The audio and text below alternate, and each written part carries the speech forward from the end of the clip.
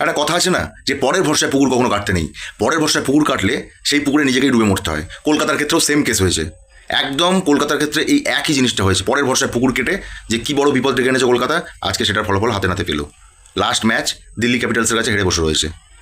একদম সিম্পল কথা বলছি ভাই, কলকাতা এই আইপিএল 2026-এ লাস্ট বয় এবং সেকেন্ড লাস্ট বয় এই দুটো টিমকেও কলকাতা যদি হারাতে পারতো তাহলেও কলকাতার আজকে এই দিন মানে দেখতে হতো না।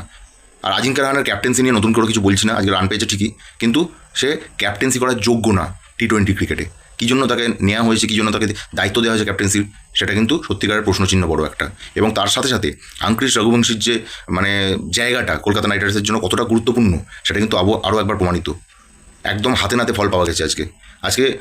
আমরা আশা করেছিলাম কলকাতা সাপোর্টাররা যে রাজস্থান হারবে, রাজস্থান জিতে গেছে। আমরা আশা করেছিলাম যে আজকে রাজস্থানের সঙ্গে কলকাতা নাইট রাইডার্স আজকে ম্যাচটা জিতবে, সেটাও হলো না। আমরা আশা করেছিলাম লখনৌ জিতবে, কিন্তু সেটাও হলো না। পাঞ্জাব ম্যাচ জিতে গেল, এদিক থেকে রাজস্থান ম্যাচ জিতে গেল মুম্বাইকে হারিয়ে, এদিক থেকে কলকাতাও হেরে গেল। মানে পুরোপুরি আমাদের সেই আশাগুলো নিরাশা করে দিয়েছে। তার কারণ একটাই, সেটা হচ্ছে প্রথম দিকের ম্যাচগুলো আমরা জিততে পারিনি।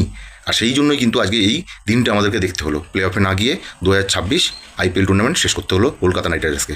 কমেন্ট করে জানাবেন অবশ্যই।